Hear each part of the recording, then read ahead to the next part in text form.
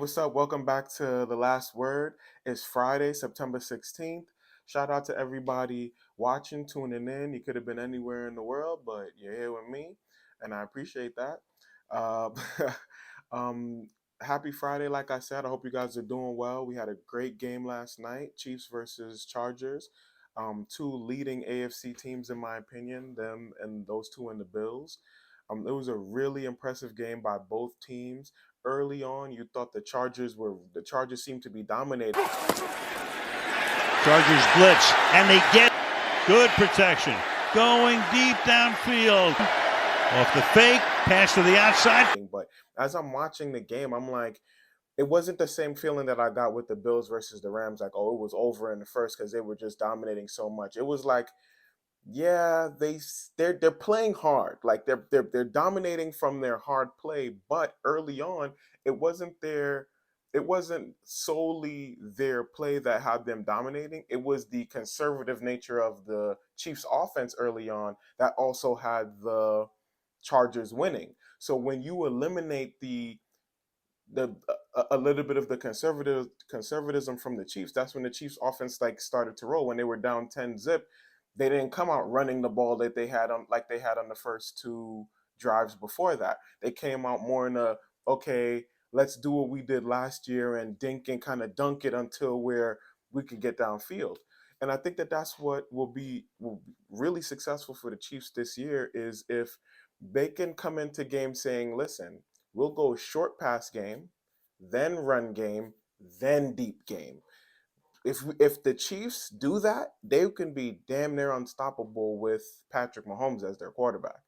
Because the short pass game brings everybody down. The run game brings more people into the box even further. You turn that into play action. You turn that into, oh, you thought this was a short pass, but now I'm reading man coverage and bombs away over your head. It could be very scary what the Chiefs end up turning into depending on their scheme. One thing I noticed about the Chiefs, where the hell is Juju Smith-Schuster? Is he completely like an underneath guy? I saw two passes to him on two plays that really did. Like he got the ball when it really didn't matter. Like they're not throwing it to him when they need something. They're throwing it to him when it's like, okay, you gonna get us two? Can you get us two or three right here? Okay, thank you. Like it's like, ugh. Um, but I am worried about the Chiefs' offense. I'm worried about it. Without Tariq, right now, who's their bona fide number one? If I'm being honest, it's Mecole Hardman. Like, and Mecole Hardman is good. He put on some moves last night on some defenders. But who's their real bona fide number one? Like, take the top off. Like, I would say that um, Amari Cooper is probably a better number one than everybody on the Chiefs right now. Maybe not Mecole Hardman, maybe not. But as a bona fide number one certified, I could get you this first down. First and 10, I could get you this first down.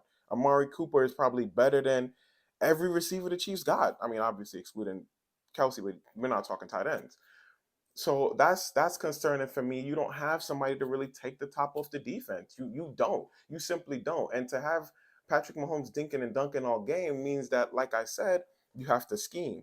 It's gonna have to be a scheme. It has to be we come in with the short throws, turn that into some runs, turn that into some play action, and kill you all season with that. Because then I can mix that up and start the game with play action. Get into some short pass games. Get into some runs. Or I could mix that combination up if I'm the Chiefs. So scary for the Chiefs, even with the lack of receivers. So we'll see how it kind of turns out for them, but that's my little bit of concern. The Chargers had a very impressive defense. I mean, Khalil Mack on the other side of Bosa, but I mean, and Derwin James, and like their defense is incredibly impressive, like incredibly impressive. But when you're dealing with a guy like Patrick Mahomes, and they fooled him a couple times. There was a couple times that they fooled him. The defense was really phenomenal, and they just had some drop passes.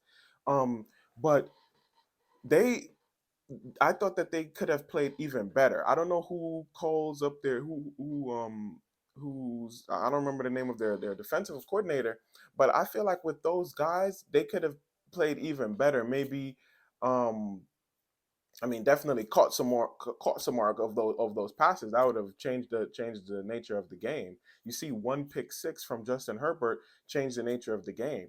I just think that I don't know if they needed to call more blitzes, or maybe there's just nothing you can really do when Patrick is reading it in real time, and maybe they did call a good game. I just feel like from the way that they came out and they were dominating it. It did seem like they should have been winning by more, but again, it just really came back to, some of this, the zero that the Chiefs had at first when it was 10-0. Some of that was on just how the Chiefs were calling the plays. As you see, once they got down 10-0, they came right down the field and scored. It was like, okay, let's get this in. Let's not do the conservative thing right now. Let's get this in the end zone. And they did that. So really impressive. Justin Herbert was super accurate the whole game. It was really impressive even when he got hurt towards the end of the game and he's throwing 40-yard touchdowns with half his chest caved in. It was really impressive. Um, I would just say that, in the NFL it's all situational. The pick six that he threw, number seven is calling out. He's trying to get out the game because he's hurt or tired or whatever. But the way Justin Herbert rushes him back to the line, I felt like number seven felt a bit of reassurance, like, oh, the way Justin is rushing me back, he's probably going to run it. Maybe he got something else dialed up. He's going to throw it to somebody else. Not expecting it to come. Seven definitely wasn't expecting it to come to him because of how he was calling out. But I don't know if Justin necessarily like realized he was like really calling out. I don't think it was like I heard Shannon Sharp saying that he felt like the number seven confused Justin Herbert with like, are you stopping or going or whatever it was. But I just felt like seven didn't really expect the ball to be coming to him at all because when he was calling out, the way Justin Herbert rushed him back to the line, he's like feeling like a reassurance, like, oh, okay, this might be. Obviously, he knew it wasn't a run because he knew the call. He ran a route. He knew it wasn't a run, but I don't think he thought the ball was coming to him. Um, so pick six, and like he went lazy on the route, and it was just a N35's lap, that rookie seventh rounder from Kansas City, in his lap pick six, and that really changed the game. And everyone is talking about how that pick six is what changed the game because of the lack of offense from the Chiefs. We couldn't say, "Oh, this was Patrick and he brought it home," even though he really did. He had the touchdown to the sidearm throw to McKinnon, and then he had the bomb make it happen play to 84, the tight end, and but it wasn't enough consistent offense. Plus, all of the dangerous throws that Patrick threw, we weren't really as viewers, observers, we weren't really saying, "Oh, Patrick," because Patrick made so many mistakes, like so many, but it was a few mistakes. He made enough mistakes that we were like, "Oh, you could have really cost your team the game." So the pick six is what helped you and the team actually overcome the Chargers more than just Pat's arm. So it was a really great game, though. Can't front. Um, the Chiefs' defense surprised me. The way that they were able to get a good amount of three and outs on those on Justin Herbert and them. Their run defense is impressive. I like how they're able to stymie the run. You'll get a couple, but when it really counts, you won't get any. You won't get even one. Even though they were 4 for 4 on fourth down. Like imagine that. The Chargers were dominating the game early. 4 for 4 on fourth down. Just really the one bad turnover, and you lost against the Chiefs, and you're a good team. So the Chiefs are guaranteed to just like they're guaranteed to blow bad teams out. Like that's the point that they're at. If a good team was dominating them, was 4 for 4 on fourth down, only had one bad turnover and still lost the game, like so you got to play damn near a perfect game, especially like if Patrick doesn't have a turnover. Like if he throws bad throws, but you don't catch him, and you don't force at least 1-to-1 on the turnover ratio. They had no fumbles, then you're going to lose. Like you need to, if you can't force him to make at least one mistake, you can't make any. You cannot make any. So that's how it ended up turning out last night. Mahomes didn't play his greatest game, but didn't make any mistakes. Did not turn that ball over. The defense was not able to capitalize off of his mistakes. So, you know, Really impressed with the game overall. Really impressed with both teams. I didn't think to me the Chargers didn't look as great as they did last night against the Raiders in Week 1. To me, other people said that they thought that the Chargers looked great in Week 1. I really didn't think they looked all that great. But last night I thought they looked a lot better. The defense was crisp. But Patrick will can read your defense. He can account for your defense, and Andy can scheme it up. So they'll scheme up a screen to Bosa's side, have him fighting forward towards the quarterback. We throw the screen over your head. Now you're all the way back here. We got free range to go where we got to go. So just a good scheme overall by Andy on the offensive end. Great scheme by Spags on the defensive end. Holding Justin Herbert on that offense. Granted, they were missing Keenan Allen, but they still had a stud Williams out there, Moss and folks left and right. And eventually in the second half, they completely removed Williams from the game. He barely had an impact in the second half. So really impressive by both teams. Um, Definitely impressed. Right now, the so as you know, both teams are in the AFC. The Chiefs are in the AFC West. They're leading their division. They're in the AFC West with the Chargers, the Broncos, and the Raiders. The Raiders and the Broncos, who lost, are in the bottom of the division, 3 and 4 seed right now. The Chiefs are at the top of the division with 2-0, and the Chargers are 1-1 after their loss last night. So the Kansas City Chiefs sitting at the top of the division right now, looking great. I think they are by far the strongest team in the division, and last night proved it. Denver's lost Week 1 and Raiders lost Week 1 showed what they. I mean, people are discounting Week 1s, and I guess it'll be based on their schedule. But I think that, like I said, I already have my opinion about the Raiders because I just don't think they have enough offense. The Broncos, they the coaching is going to be something that they have to get over this season, and Week 1 proved that. So I think that the Denver Broncos will end up third or fourth, but I'm going to say third. And I think the Raiders, with their lack of offense, even adding Devontae, I think the Raiders are going to end up fourth in the conference, not doing well, and the Chiefs will be first, and the Chargers will be second. So we'll see how that ends up shipping out as the season goes on. But right now, that's kind of how I feel about that AFC West division. So I wanted to get into the week 2 action that's coming up.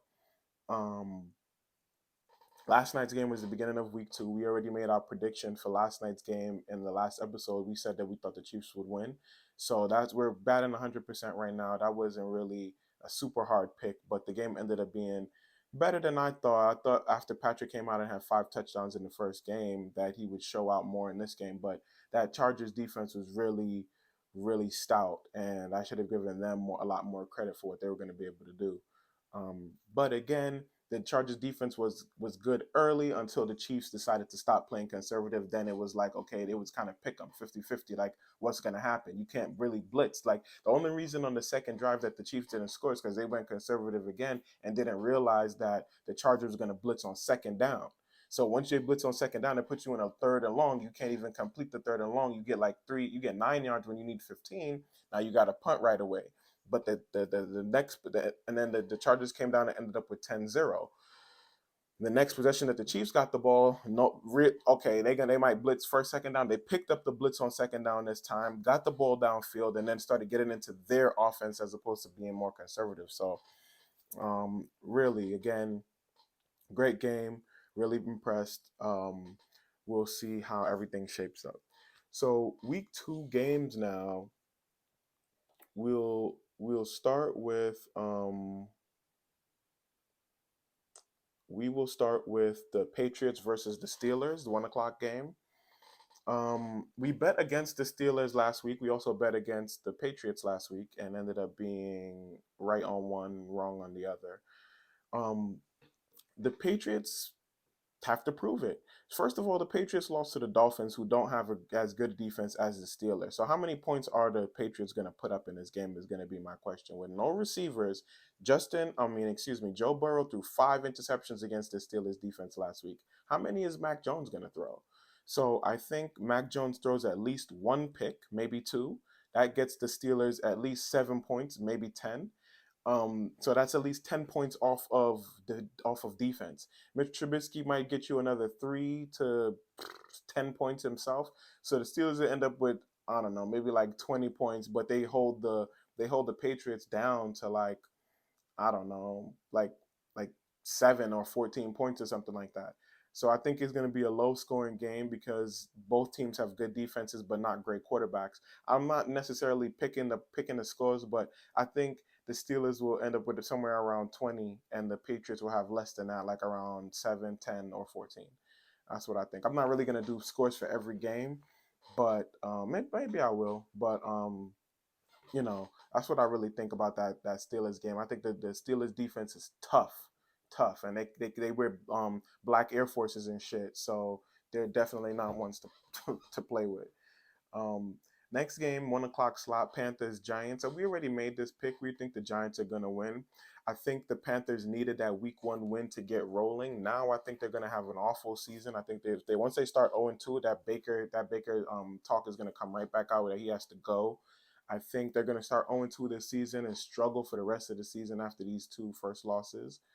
Um, actually have to check their schedule. I don't know if their schedule gets much easier or harder, but I think they're going to end up struggling. So I'm picking the Giants to win this one. We had a great Week 1 win over the Titans, a strong defensive team with a established culture, established offense, run the game, working the play action from Tannehill. We stymied that completely. So if we could stop Derrick Henry, we could stop McCaffrey, and if we could stop Tannehill, we could stop Baker. Last year, Baker threw, it was a Week 2, I believe, that he hurt himself. He threw a ugly pick, a nasty, ugly, bad, horrible, terrible pick, and then he threw his shoulder into the defender that picked him off and hurt himself. Then decided to play, sucked, and now he's on the Panthers. So I think this is like going to be almost the exact same situation. Baker's going to try to overdo it because they lost the first game. He's going to throw some ugly picks in this, or at least one ugly pick. He's going to do something silly, and he's going to give us the game. Our defense is going to win this game for us, even if our offense struggles a bit because of the Panthers defense, which we may not, even because we have a new offensive system. The Panthers aren't sure what we're going to be running. So I think we might be able to put up some points on them, and our defense will hold them down. I think we'll win this game handily. I think the Giants will win this game handily over the Panthers. So not even in question. I think we beat them maybe 24-10 or 24-17. I think we end up, yes, over 20 points for the Giants this game against this Panthers defense because our offense is so dynamic with Saquon and Daniel Jones' ability to accurately dink and dunk and eventually hit you over the top. Um, I think for the Giants scheme, they should kind of be similar to the Chiefs for this game. Maybe we start with some runs, some play action. We get into the short pass game, but we do have Shepard to take the top off the defense. We have Wan'Dale Robinson to take the top off the defense. So the Panthers are going to be in for it. They're not going to know what to do with us, to be honest with you. The Panthers are not going to be able to deal with the Giants offense this week. The Panthers are going to get smoked, in my opinion. Next 1 o'clock game, Browns versus Jets. In this game, the Jets, as you know how I feel about the Jets, I feel like they're a dumpster fire. No quarterback, no offense, no defense. I think the Browns take this game. I think they run all down the Jets' throat. And that's what she said. I think the Browns will destroy the Jets this game. It could be closer than I think because the Jets might have some defense against Jacoby Brissett, but the dual running back threat of the Browns eats up the Jets' defensive line, eats up the Jets' secondary, and completely demolishes the Jets. So I think the Jets are done for. Their goose is cooked. Moving on. Colts Jaguars, another game we'll talk about quickly because the Colts are disappointing. The Colts are going to be the biggest disappointments in the NFL this season, in my opinion. I think that their addition of Matt Ryan is not going to help their wins at all. Their struggles against the Texans last week is an indicator of how the season will go. They're facing the Jaguars. You start the season against the Texans and the Jaguars, and you started with a tie. Okay, so you might lose this next game. But let's see. I mean, Colts Jaguars. Jaguars didn't look great week 1. Colts didn't look great week 1. So it's like, I got to choose between a cup of urine or a bowl of crap. And I think I gotta go with, and who's the cup of urine and who's the bowl of crap? No one knows. We'll go with. I don't want to pick the Colts, man. I picked the Jaguars last week and they let me down, and the Jaguars are a dumpster fire in themselves. even with their new coaching system. Um, the Colts was struggling with the Texans last week, but ended up coming back. Who do we choose in this game? Like really and truly, we'll go Jaguars. We'll go Jaguars. I want to believe in the young kid. I want the young kid to actually win a game. It's the I don't know what the defense is gonna do for the Jaguars. I don't know what the offense is gonna do, but I think we'll go Jaguars this game. Those Colts are very disappointing. Ravens Dolphins probably going to be one of the best games of the week. I would say Ravens Dolphins next game probably going to be one of the best games of the week. As you see, I'm not picking scores. I'm not picking every score. I don't know what the Jets Browns. I mean, Jets Browns could be um Browns because Jets might score maybe 3 to 10 points. Browns will Jets will score 3 to 10 points. Browns will score I don't know, 17 to 20 points, I would say. So we'll see how that goes. Um, Colts, they tied 2020 with the Texans. So and I think the Jaguars had 22 last night against the stout Commanders defense. So I'll say that the Jaguars end up with over 20 this game, over 20, and the Colts end up with 20 flat. So I'll say Colts 20 flat, Jaguars 24. Dolphins Ravens though, back to that, I think is going to be one of the best games of the week. I'm not. It's a very difficult pick for me. I'm really not sure who to pick. I'm gonna end up going with the Ravens though. This one I was thinking about a little bit earlier. I think I'll end up going with the Ravens. The Dolphins, I think they got some. They got to figure out their offense still. I think the Ravens have a good enough core unit of guys that's been there, been together, that they know exactly what they'll want to do on offense and defense. They'll have to contain Tariq so that he doesn't get behind the defense. Nothing over the top, nothing cheap, nothing deep. Um, so I'm picking the Ravens for this one. I think it'll be high scoring, not high scoring, but decent scoring. Both teams over 20. I like the Dolphins offense. I like what they do on offense with that, you know, finding Tariq, getting Tariq involved early and often. Um, they got Waddle. Waddle will get involved early and often. And I don't think the Ravens defense will be able to contain both. That's why I think the Dolphins will be able to put up some points. And obviously they won't be able to stop Lamar, but it depends on the scheme that the Ravens use. Are they going to be using more of a running in? Because I feel like if the Ravens scheme this into a run to pass game, the way that they usually play, huge dividends for them. They can win handily if they scheme right. But you can't just have Lamar back there just looking to throw and like getting his throwing stats up or his you know throwing practice up or whatever the case is. So I think if the Ravens come out and run to pass, nice dub. If they go pass to run, more difficult but still a dub. I'll go I'll go 28-24 Ravens. 28-24. Do we get any defensive play? I don't see them getting too many picks. I don't see the defense setting up the Ravens too much. So too much. So yeah, we'll go 28-24. I said. I think we'll go 28-24. Next game, 1 o'clock game, another great game of the week. Bucks Saints. Tom Brady struggles against the Saints. He's 0-4 since he became a Buccaneer. That was with 2 games with um, what was the boy name? Drew Brees as their quarterback, and I think another 2 games with Jameis. Or if it was 1 game Jameis, 1 game Hill, whatever that boy's last name is, number 7 on the Saints, the quarterback that only runs the ball. Um, Taysom Hill.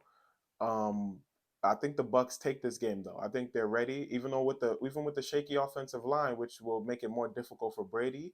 I think the Bucks take this one, even though I'm worried. I'm worried. I think the Saints defense and the Bucks offense is limited.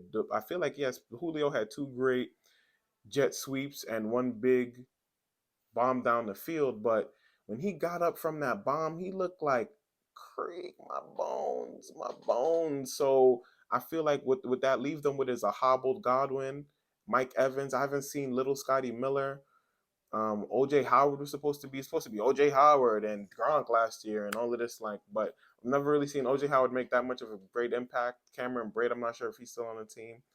So Bucks, I'm worried about their offense, to be honest. I am picking them. I think Brady makes it happen. I don't think he wants to have a losing record against the team, but I am worried that the Saints defense is going to make it very hard on them on that offensive line, and the lack of weapons for the Bucks on offense, the Saints secondary could cause some real problems. So I think it's gonna if the I think the Bucks, but I think the Bucks defense holds the Saints on offense. That's where I think the it kind of evens out.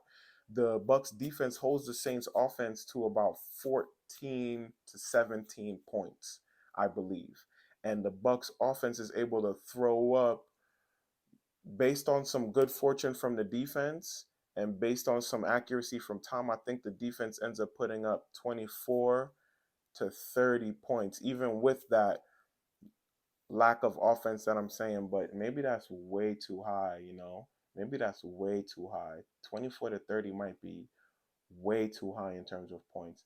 I'll bring it down. I'll say 24 to 21 Bucks, 14 to 17 for the Saints. So I think the Bucks have as high as 24 points to get to, and the Saints have as high as 17 to get to. So I think Bucks take it like that. Close, kind of relatively low scoring kind of game, kind of dog it out.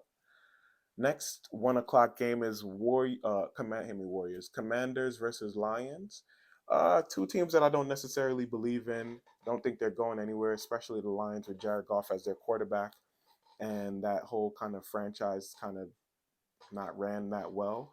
The Commanders have a good defense, and Wentz proved that he has a, at least a decent understanding and command of the offense. So this one, I think I'll go with the Commanders. Even though the Lions had a lot of fight in them, ended up 35-38 with the Eagles, I think the Commanders could end up taking this one. The Lions play really hard though.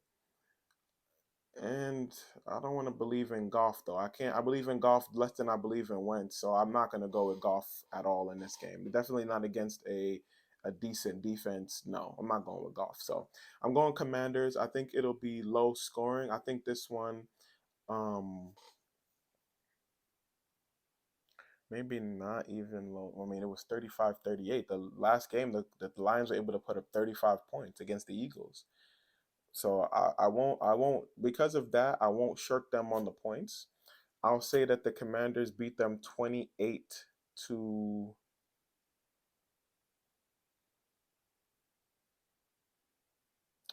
20. 28-20. 28-20. Warriors again. Commanders over Lions. It's the W. The W makes me think Warriors. Washington, I see them a big W. That's their logo. It's a W. I'm thinking Warriors. Okay. Now, this is interesting. Next game is Seahawks 49ers, right? The Seahawks and the 49ers are in the same division, right? They are in the AFC West, NFC West, excuse me. They're in the NFC West.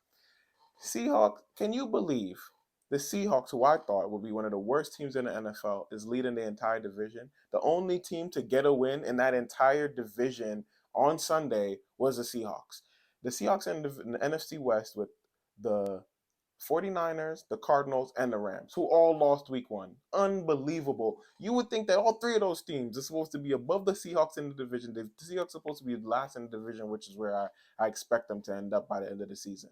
Depending on how Trey Lance plays, they could be third and fourth right there, or it could be Kyler. We'll see how this one shapes out. This division is gonna get very interesting. Very interesting. NFC West division is here to see how this all kind of shapes up.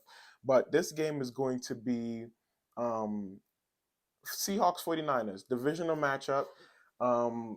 One team, somebody could end up winning. The Seahawks could end up 1-1. The 49ers could end up 1-1. Or the Seahawks, the 49ers could end up 0-2. I'll go with, because Trey Lance, that first game, as I rewatch and I'm thinking about it, I'm like, I wasn't that impressed. I wasn't. It was in a monsoon, it was in a tsunami, it was in a hurricane, but I just wasn't that impressed, to be honest. I wasn't. So, because even late in the game, he just couldn't. he couldn't must get me something. He couldn't get me something. You know, he couldn't muster something up for me. So, you know, but I'm definitely not going to pick the Seahawks because I just don't believe in Geno Smith long term. Even though they gave him some nice easy schemed game first game against the Broncos, I just don't think that you're not going to get away with that week after week in the NFL. So I think the 49ers defense holds the Seahawks down, but the Seahawks defense also holds the 49ers offense down with Trey Lance getting his bearings. So I think this is going to be a low scoring game, 17-17. I'm thinking more like tie vibes. I'm getting tie vibes from this, 17-17. But I'll go 49ers. So I'm reserving myself for the tie. If the game gets tied, I will take credit for that. I will take credit for that. But I think that the game is going to go 49ers 17-10. But if it goes 17-17 and it's tied, I'm taking that credit. So anyway, that's the first 4 o'clock game that we still going to talk about. That's the little 4 o'clock slot there. Next 4 o'clock game is Falcons versus the Rams. The Falcons played a really great week one. They lost to the Saints, but they only lost by one, and they played a lot better than I thought they would. So I think they're going to play a decent, strong game in this as well. The Saints have a decent defense, decent line. Like they don't have an Aaron Donald, but that means that I think that that should mean that the Falcons' offensive line should be able to hold up against the Rams' defensive line, at least to a certain extent, and for certain situations in the game, because football is always situational. So certain situations in the game, the Falcons' offensive line should hold up to the Rams and allow them to at least throw the ball downfield to Pitts and Drake London, who's a freaking monster. So you got monsters on offense, but you got Mariota as your quarterback, so I can't believe in that at all. And, you know, the Rams are coming in needing to get a win, facing a really good team in the Bills and coming to play a lesser opponent in terms of skill on the defensive line and on offense. So if you have to prepare for them, but you have to prepare differently, and you don't have to face the same level of talent. You should be, and you're coming off a loss. You should come in angry, hungry, and focused enough to get the win. I think Rams take this game with something to prove. I think they try to go bombs away a lot. So I think they're going to try to put the points up. I got them scoring maybe over 30 points. Rams over 30 points against the Falcons. Maybe Falcons end up with like around 17 max. So I would say the Rams win this game handily, around 31-17, something like that. Um, so yeah, that's my pick for that one. Next 4 o'clock game a little bit later. This one is actually 4:25. Cardinals versus Raiders. Now, if I'm not mistaken, when we were just talking about this, the Cardinals are in the NFC West and the Raiders are in the AFC West. So the Cardinals are in the division with like I said, the Rams, the 49ers, and the Seahawks. The Raiders are in a division with the Broncos, the Chargers, and the Chiefs. So the Raiders, I expect them to be damn near at the bottom of their conference, of their division, and the Cardinals, I'm expecting them to be either third and fourth in their division as well. So I would say two teams that aren't the best in their division, not really that good. But the Cardinals have way less to work with than the Raiders, in my opinion. So I think that's a loss for the Cardinals. I'm going Raiders this game. Even with their lack of offense, in my opinion, you add Adams and you have Waller, but you just don't have anything else. Like, that's just not enough. Okay, like Mahomes had Tariq and Kelsey, but Carr isn't Mahomes. So like if Mahomes had Adams and Waller, I would think that the Raiders might be a Super Bowl team. Woo! Super Bowl. With Carr as a quarterback, not quite.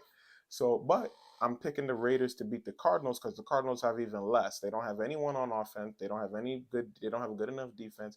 And I think that Kyler Murray, with the whole study clause in his contract, I think that I've seen him make some plays that just he shouldn't be making at this point in his career. So I'm gonna definitely go with the Raiders over the Cardinals. I think the Cardinals struggle to put up points the same way they did against the Chiefs, but they can score though, especially against the Raiders defense. So I'll say that the score for this one ends up being Raiders 21, Cardinals 17-14. Raiders 21, Cardinals 14-17 range. Kind of sort of low scoring. Yeah, low scoring, I would say. But Raiders end up taking that one. I would go with Raiders on that one. Next 4 o'clock game is Broncos Texans. Now the Broncos start nice easy schedule. Can't get a win against the Seahawks. Nice easy game. Probably can't get a win against the Texans. The Texans who went and battled with the Colts, who's just a disappointment, to be honest. But the Texans battled with them. They were winning the game, let the Colts come back because the Texans aren't great. So they let them come back and tied the game with them last game. So with this game, Broncos, Texans, I will go Broncos again. I can't go Texans. I have to go with the overall better quarterback, better offense, better defense. I have to go with what makes sense.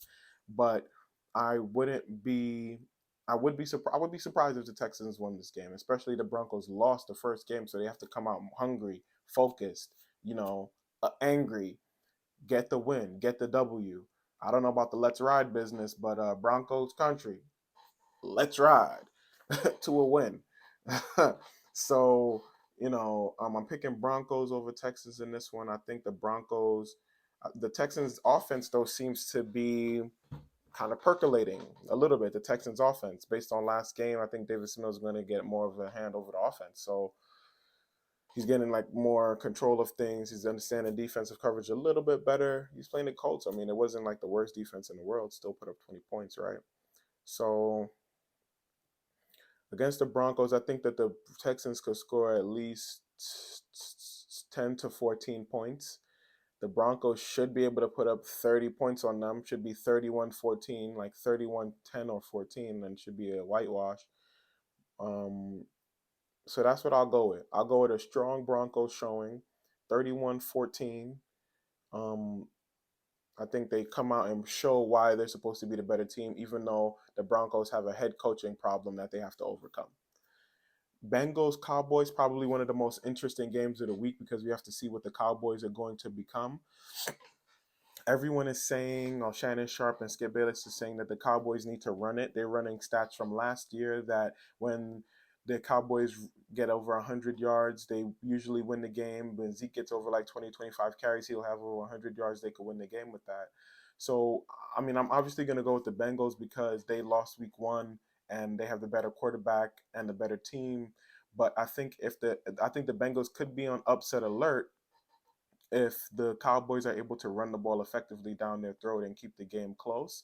If if the Cowboys could keep the game close, Micah Parsons can win the game for the Cowboys with a timely defensive stop because football is all situational. Timely defensive stop from Micah Parsons, and I think the Cowboys could end up actually winning this game. So the Bengals are on upset alert, but I will pick the Bengals because they have Joe Burrow. I'm picking them. He threw 5 interceptions the last game, which is crazy, but he's not facing a defense that good, and he could have been rusty. And because of that bad play, he's going to come out in this game hungrier, angrier, and more focused, the way any week one loser should. So Bengals over Cowboys. Cowboys end up with 17. I don't think the Cowboys have enough juice to score a lot of points. I think the Cowboys end up with somewhere around 17. If their defense gets a stop, though, that could add like 3 to 10. So because of the defense's ability to possibly put up points on the board for the Cowboys, I'm going to say that the Cowboys defense gets them. I'll say the Cowboys defense gets them 7 points, right? And I think the Cowboys offense could get them at least 10. So that's where my 17 is coming in at for the Cowboys. 17 points, a score from the def. And I mean, when I say the defense gets you 10, they either get a pick or a fumble or something that puts you in an easy enough position to score a touchdown. So I think that the defense gets them 7 and the offense gets them 10 for the rest of the game. I think 17 points max for the Cowboys. Bengals uh, end up with possibly around like 21 to 24 points. They don't score too much because of the Cowboys defense, but they're able to show, why they are who they are, and Jamar Chase is able to have a decent game. Okay, the Sunday night game is actually Packers Bears. Are there 2 Monday games? There's 2 games on 2 Monday night football games. That's my first time, or excuse me, that's my first time seeing Monday, September 19th, 1 game at 7:15, 1 game at 8:30. I could just be forgetting other dual Monday night games, but there's 2. Hey, I'll take that. That's fantastic. So anyway, Sunday night game, because I'm like, why are there so many games? Because I don't think there's anybody with a a break. It's too early in the season for you to have a bye week. So I think that's what's going on. So anyway, Sunday night game, Packers versus Bears.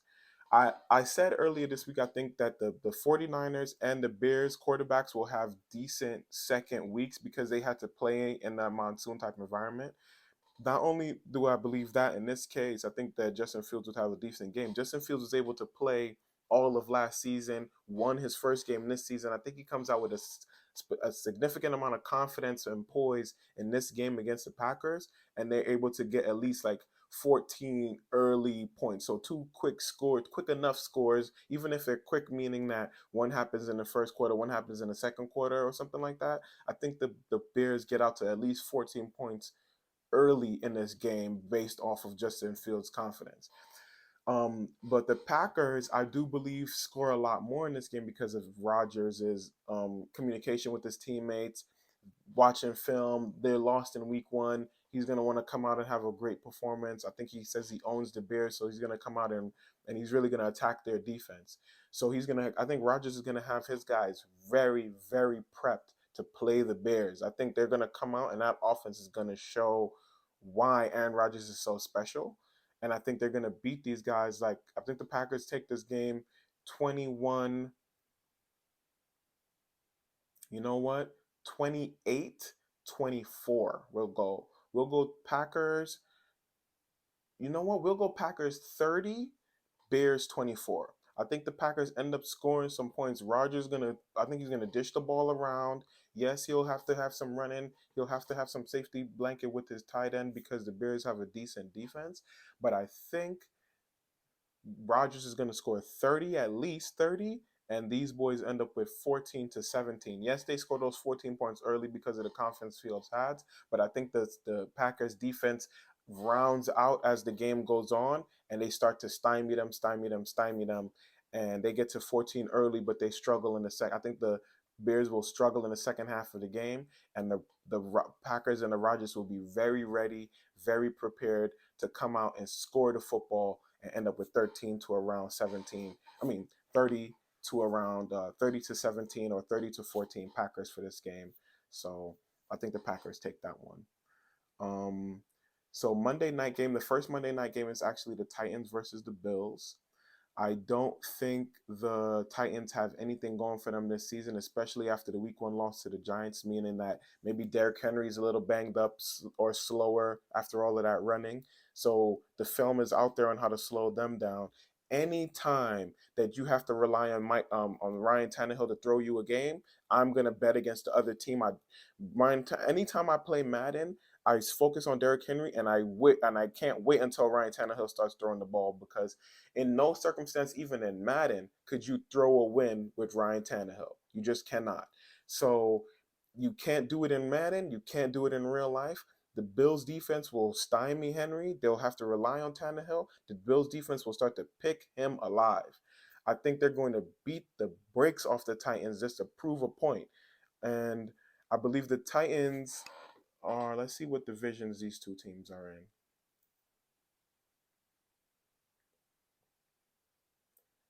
The Titans are in the AFC South with the Texans, the Colts, and the Jaguars. That is an awful division full of losers, okay? A division full of losers, all right? Everyone in that division lost in week one. Every single team in this division lost in week one. Can you believe that?